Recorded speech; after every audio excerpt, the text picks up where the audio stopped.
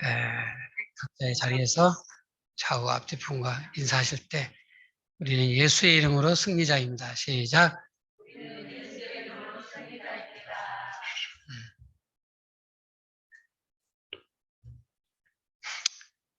이 세상에서 이 빛의 존재는 절대적입니다.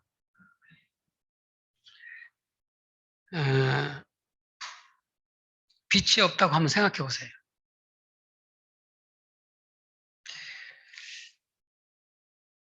아니, 여러분이 갑자기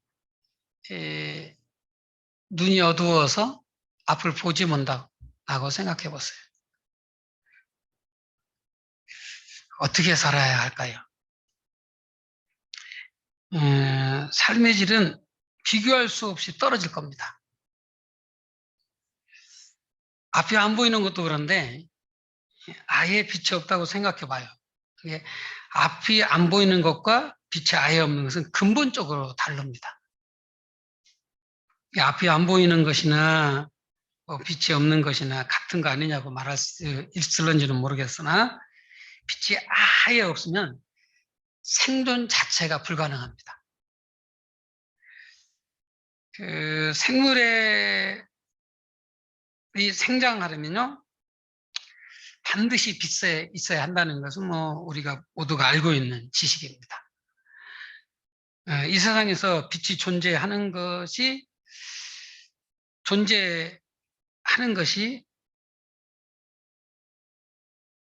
또 생물의 생존 조건에 세 가지가 있어요. 물, 또 공기, 빛. 그만큼 생물의 생존에 절대적인 것이 빛입니다. 그래서 이제 하나님께서도 창조하실 때 제일 먼저 빛을 창조하셨어요. 빛이 있어야만 세상의 모든 생물이 생존할 수 있기 때문입니다. 생존하는 것은 기본이고 빛이 있어야만 아름다움이 생겨요.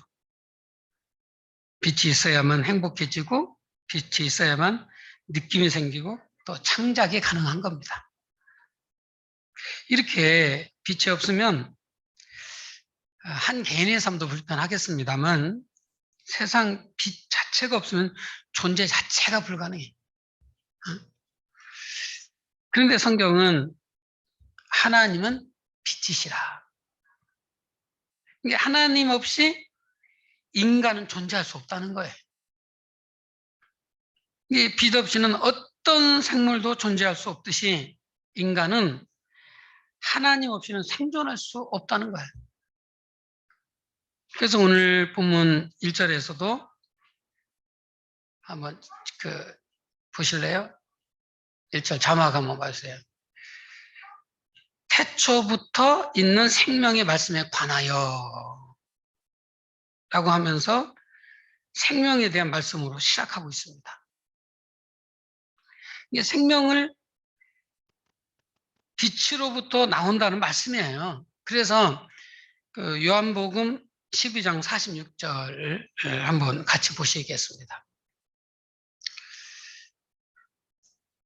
시작. 나는 빛으로 세상에 왔나니 우리 나를 믿는 자로 어둠에 거하지 않게 하려 함이로다. 예수님께서 친히 자신을 빛이라고 말씀을 하셨어요. 사람의 생명에서 가장 중요한 것이 빛인데 그 빛을 하나님과 일치시키고 있어요. 하나님이 빛이시라는 말씀에서 빛은 하나님에 대한 속성 중 한 부분입니다. 하나님께서 당신을 인간에게 이해시키기 위해서 인간이 이해할 수 있는 것을 예로 들어서 설명하고 있는 거예요. 왜냐하면 인간은 자신이 내 창조자를 반드시 알아야 하기 때문이에요. 사람이 건강하려면 마음이 건강해야 됩니다. 또 마음이 건강하려면 제일 중요한 것이 자신에 대한 인식이에요. 이게 자신을 바르게 알지 못하면 사회생활하는데 문제가 생길 수 있거든요. 이게 일반적으로 건강한 자아를 형성하는데 중요한 역할을 하는 것이 이 부모의 사랑이에요. 이게 부모가 자신을 사랑으로 키운 것을 알고 있다면 그 사람의 인성은 건강해지는 겁니다. 하지만 부모가 사랑으로 키웠어도 현대인들 대부분은 이기적인 모습이나 물질 만능주의에 사로잡혀 살아가는 경우가 많아요. 그리고 그런 모습이 인간이기도 합니다. 그 이유는 영생의 문제를 해결하지 못하기 때문에 그래요. 그리고 이 세상의 삶이 전부라고 생각하기 때문에. 그래서 사람은 하나님을 알아야 돼요. 아멘. 이게 부모의 사랑과 하나님의 존재를 알고 하나님 역사하심을 깨닫는 사람은 보다 온전한 인격과 성품을 갖고 살아가게 되어 있습니다. 그런데 하나님에 대한 인식도 중요해요. 왜냐하면 하나님을 믿는다고 다 바른 인격과 성품을 갖는 것이 아니거든요. 이게 우리가 종종 경험하듯이 하나님을 잘못 알고 이단에 빠지게 되면요, 자신의 삶뿐만 아니라 사회의 불안을 조장하기도 하는 것입니다. 그래서 하나님을 알아야 되는데 그런 면에서 하나님에 대한 바른 지식은 필수적인 거예요. 하지만 인간이 하나님을 이해하는 것은 불가능합니다. 아이가 부모를 이해하는 것도 어려운데 하물며 피조물인 인간이 전능하신 창조주 하나님을 이해한다는 것은 불가능해요. 응? 그래서 인간의 지능으로 하나님을 이해할 수 있도록 하나님께서 빛과 같이 사람이 이해가 가능한 것들을 비유로 예를 들어서 설명하고 있는 겁니다. 그럼 하나님을 빛으로 설명한 사도들의 이 설명을 따라 빛으로 오신 하나님, 빛을 비유로 설명하는 하나님을 배우면서 하나님을 더욱 바르게 알아가시기를 간절히 축복합니다. 먼저 하나님은 속성에서 빛이십니다. 뭐예요? 빛. 이 속성이라는 말을 자주 사용하지 않아서 좀 낯설긴 한데 이 속성은요, 하나님의 존재를 이해하는 데 필요한 용어입니다. 그래서 하나님의 속성이란 하나님에게 속하는 성품이라는 뜻이에요. 이게 우리가 하나님을 알고 싶은데 우리의 능력이나 또 세상에 있는 것들로는 하나님을 제대로 알 수가 없습니다. 그래서 그 초대교회부터 종교개혁 시대에 이르기까지 하나로 일치된 견해가요, 인간은 하나님을 이해할 수 없는 분이라는 겁니다. 하지만 그럼에도 성경에 나타난 하나님의 속성을 통해서 계시된 만큼은 이 하나님의 신적 존재에 대한 이 지식을 조금은 가질 수 있는 거예요. 아멘. 성경에는 하나님께서 과거 행하신 일을 보여주시고 또 보여주신 그 일에 대해서 설명해 주세요.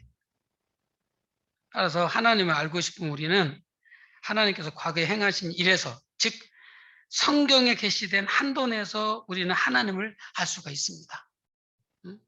이걸 성경의 내증이라고 그래요. 그래서 우리는 하나님을 바르게 믿어야 하기 때문에 하나님을 알아야 되고, 무엇보다도 하나님을 정말 사랑하기 때문에 하나님을 알려고 해야 합니다. 아멘. 하나님을 알려면 하나님께서 행하신 일들을 통하여 살펴보는 방법밖에 없어요. 오늘은 이 하나님은 빛이시다 라고 하는 이 말씀을 통해서 하나님을 알아보려고 하는 것입니다. 여러분도 아시다시피 하나님은 빛이시라는 이 말씀으로 하나님을 다 설명하는 것은 아니에요. 빛으로 하나님을 다 설명할 수 없어요. 빛으로 하나님이 다 설명되려면 빛은 하나님이시다로 바꿔도 하나님의 속성에 문제가 없어야 된단 말이에요. 그래서 그러면 빛이 신이 되는 건데 그건 아니죠. 그래서 빛은 단지 하나님 설명은 아주 작은 단위일 뿐인 거예요. 할렐루야. 자, 이것은 우주가 하나님이시라면 이 본문에서의 빛은 우주 안에 있는 작은 별 하나도 안 되는 지극히 작은 부분이에요. 이렇게 이 빛은 하나님을 설명하는 데 있어서 아주 작은 부분에 지나지 않는 것입니다. 그럼에도 이 빛으로 하나님을 설명을 하는데 너무도 정확하게 일치해요. 그만큼 또 우리에게 은혜가 되는 것입니다.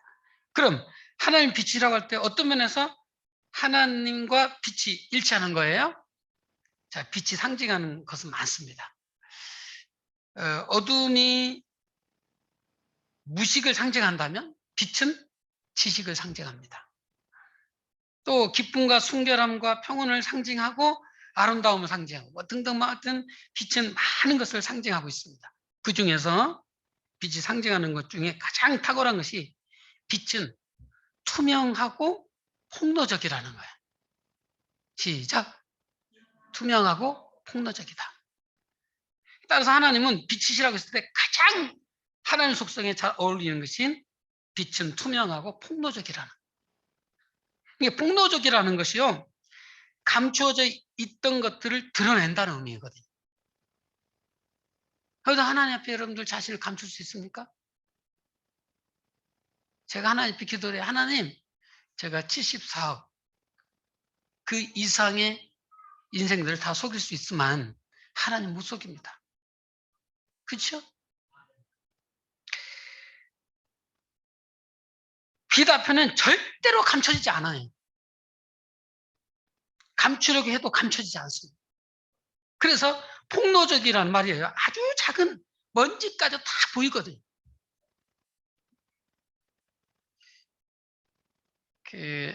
우리 교회 청소기가 좀 바뀌었어요. 우리 권사님의 아드님이 이렇게 좀 기부를 하셨습니다. 이게 앞에 불이 들어오는 거예요. 그때 또 우리 교회 정전이 됐습니다. 정전이 아니고 누전이 돼가지고 이게 불이 나간 거예요. 그래서 했더니 이 청소기를 돌리니까 먼지 커넥게 다 보이는 거예요. 야, 청소를 안 해도 이렇게 안 할 수 있을까? 그러니까 그게 제가 아마 토요일 오전이었던 것 같아요. 여러분, 일주일 내내 여러분들이 토요일 날 오셔서 청소하잖아요. 청소하기 전이니까.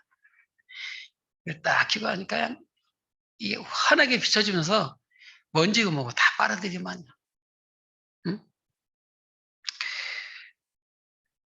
따라서 하나님은 빛이라는 말씀은 인간이 자신의 죄를 속일 수 없다는 거예요. 인간은 자신의 죄를 덮고 죄를 짓지 않는다고 속인단 말이에요. 최초의 범죄자 아담도 자신은 죄가 없다고 하나님이 주신 하와 때문이라고 떠넘기잖아요. 책임 전가예요.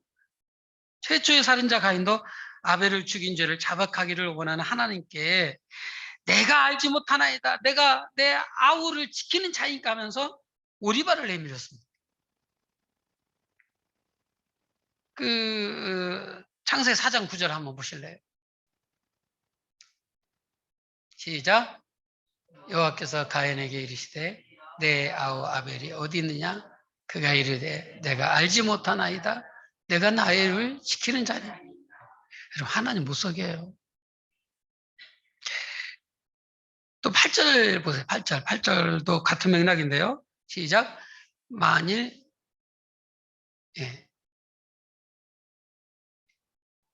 시작. 만일 우리가 죄가 없다고 말하면 스스로 속이는 것이라. 이게 사람은 자신이 잘못하고 죄를 지으면 우선 잡아떼고 봐요. 뭐 안 했다고 하거나 핑계를 대거나 뭐 그게 먹혀들지 않은 것 같으면 상황이 그렇게 만들었다고 정당화를 시킵니다. 그러나 이런 인간에게 모든 죄를 다 부정하고 자신의 죄를 인정하지 않는 당연한 듯 살아가는 인간에게 하나님은 빛이시라고 그런 거예요. 속일 수 없고 핑계댈 수 없다는 말씀인 거예요. 그러니 티끌 하나도 속일 수 없는 빛이신 하나님 앞에 자백하셔야 됩니다. 아멘. 응? 이것을 인지를 하고 우리가 하나님 앞에 무릎 꿇어 회개가 돼야 되는 거예요. 할렐루야. 자백하면 미쁘시고 그러신 하나님은 우리의 죄를 사하여 주시는 줄 믿습니다.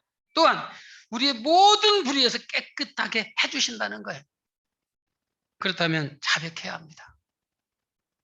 하나님께 우리의 죄를 사해 주시고 우리를 모든 불에 깨끗하게 해주신다고 하는데 자백하지 않는다면 어리석은 거지요. 기회를 주면 그 기회를 잡아서 자백을 하실 수 있길 축복합니다. 피의자가 범죄한 사실을 완강히 부인합니다. 하지만 법정에서 그의 범죄가 확정되어 법정에서 구속이 되었습니다.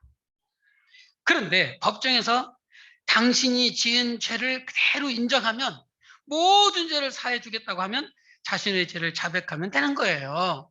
그런데도 끝까지 죄를 짓지 않았다고 하는 사람은 바보지요. 물론 세상에서는 결코 그런 일이 없지요. 그러나 우리 하나님은 그렇게 해주십니다. 아멘. 그리스도의 십자가의 구속의 은혜 때문에 그렇게 해주시는 거예요. 예수님이 우리 때문에 죽으셨잖아요.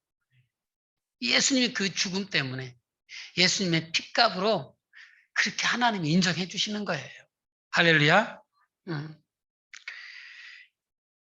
죄가 없다고 내가 하지 않았다고 부인해 봐야 소용이 없는 거예요. 왜냐하면 하나님께서는 빛이시기 때문에 감출 수가 없어요. 우리가 빛 대신 예수님 앞에 나아가면 우리의 속모습이 다 드러날 거예요. 마음의 생각, 행동, 말까지도 다 그 환한 빛 앞에 밝히 드러날 겁니다.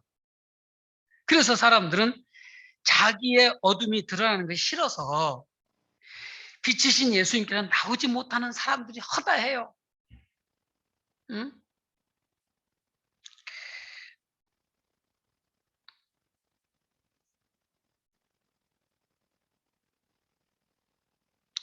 그동안 사람들에게 진실하고 바른 사람으로 이 코스프레를 해왔는데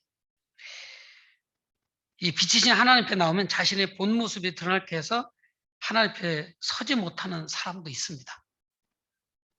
9절 볼래요? 9절. 시작.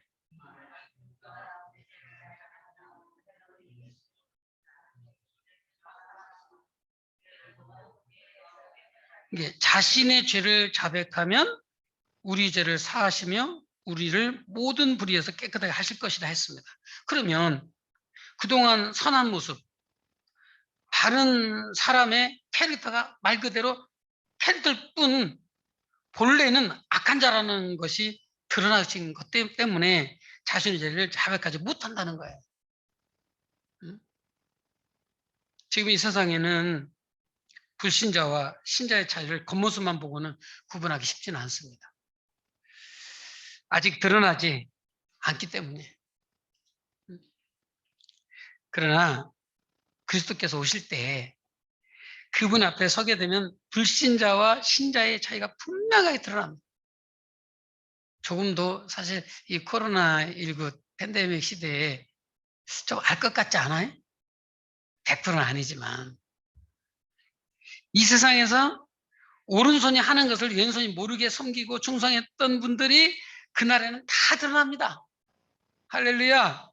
그러니 이 세상이 인정하지 않더라도 실망하지 마시고 그리스도인답게 바르고 진실하게 살며 섬기며 충성하기를 축복합니다.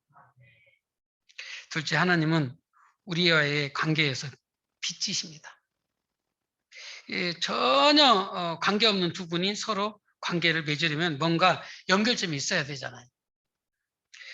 아무런 연결점이 없는데 관계가 이어질 수는 없어요.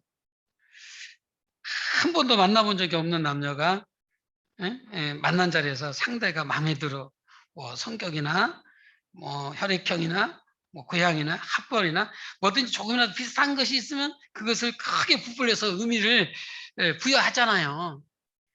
그것으로도 연결점을 만들어 보려는 겁니다. 마찬가지로 하나님과 인간의 관계 맺으려면 연결점이 있어야 하는데 연결점이 전혀 없어요. 전에는 하나님께서 가장 사랑하는 피조물이었는데 타락한 이후에는 모든 것이 단절되고 원수가 되어버렸어요. 예, 원수의 자식이 되었습니다.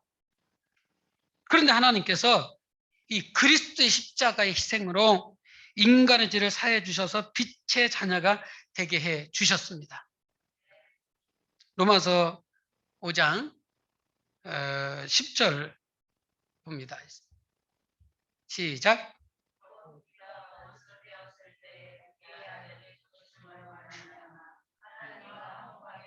예, 거기까지. 우리가 원수 되었을 때 그의 아들의 죽음으로 말미암아 하나님과 화목하게 되었음즉, 할렐루야. 그래서 에베소 5장 8절입니다. 시작. 8절인데. 8절. 내가 잘못 오타가 났나 봐요. 너희가 전에는 어둠이더니 이제는 주 안에서 빛이라 빛의 자녀들처럼 행하라. 예. 제가 미리 자료를 줬는데 제가 오타가 된 것 같아요. 이 말씀대로 어둠에 속했던 우리가 그리스도의 죽으심으로 하나님과 화목하게 되어 빛의 자녀가 되어진 겁니다. 빛이지 하나님과 하나 된 관계가 된 거예요. 할렐루야. 그렇다면 그 7절 말씀대로 이제 우리는 빛 가운데 행해야 합니다. 7절입니다. 시작. 빛 가운데 계신 것 같이 우리도 빛 가운데 행하면 우리가 서로 사귐이 있고 라고 했어요. 하나님께서 우리를 그리스도의 십자가로 빛의 자녀가 되게 해주셨다는 사실만 기억하고 생활은 여전히 어둠의 습관대로 행한다면 하나님과 사귐을 가질 수 없다는 거예요. 그 과거 영주주의자들은요, 물질은 본래 악하고 영은 선하다고 주장을 했습니다. 이것을 전제로 영주주의자들은 몸으로 행하는 일들은 아무리 지독한 죄라도 아무런 의미가 없다고 말해요. 그러면서 악한 짓을 하고 죄를 지어요. 자, 본문은요, 영주주의자들의 영향을 받지 않도록 빛의 자녀라고 하면서 죄를 짓는 모습을 경계하는 거예요, 이게.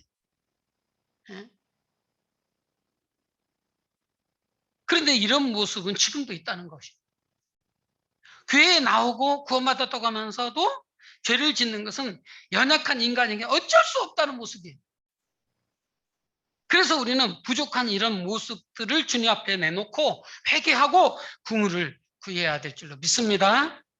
하지만 악한 행위들을 두려움 없이 저지르며 죄를 짓는 자들도 있다는 것입니다. 악한 짓을 하고도 피해자에게 용서도 구하지 않고 하나님께 회개해서 용서받아도 꺼리낌없이 나타나는 사람들도 있어요. 이런 자들은 결코 구원 받았다고 할 수 있을까요?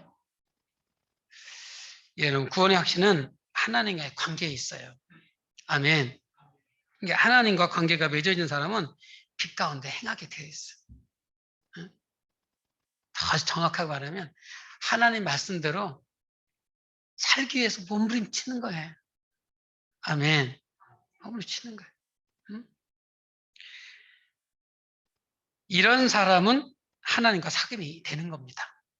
빛 가운데 행하는 자만이 하나님과 관계가 온전히 맺어진 자라고 할 수 있는, 그래서 사귐이 중요해요. 하나님과 사귐을 가지려면 우리가 빛 가운데 행해야 할 줄로 믿습니다.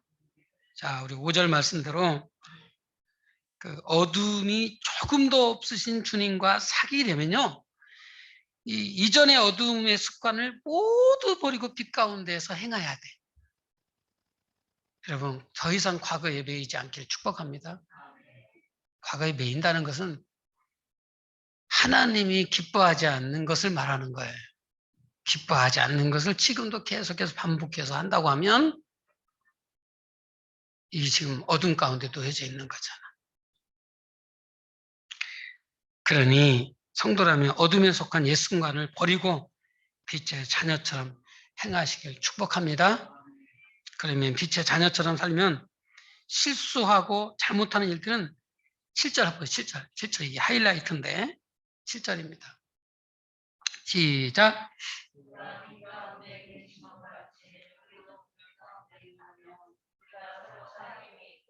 그 아들 예수의 피가 우리를 모든 죄에서 깨끗하게 하실 것이요.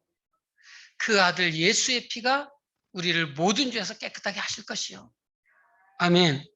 사랑하는 성도 여러분, 오늘 말씀은 빛의 자녀가 되게 해주신 하나님의 자녀 꼭 필요한 말씀에 빛이신 하나님의 자녀답게 이전에 어둠의 습관을 모두 벗어버리고 빛 가운데 행하기를 간절히 축복합니다.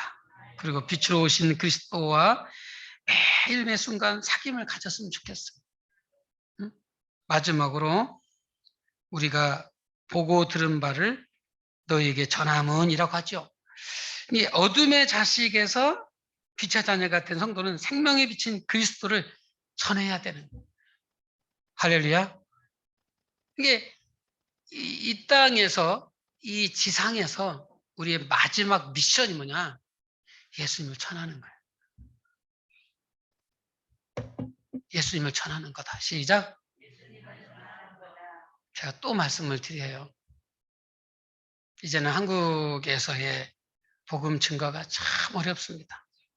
사람들이 강팍할 대로 강팍했지다 보니까 또 뭐 여론이나 매스컴이 교회에 대해서 좀 안 좋게 보도를 하다 보니까 아무리 여러분들이 진실성 있게 또 진정성 있게 나간다 손 하더라도 참 복음이 상대방에 스며들어가는 거 쉽진 않아요.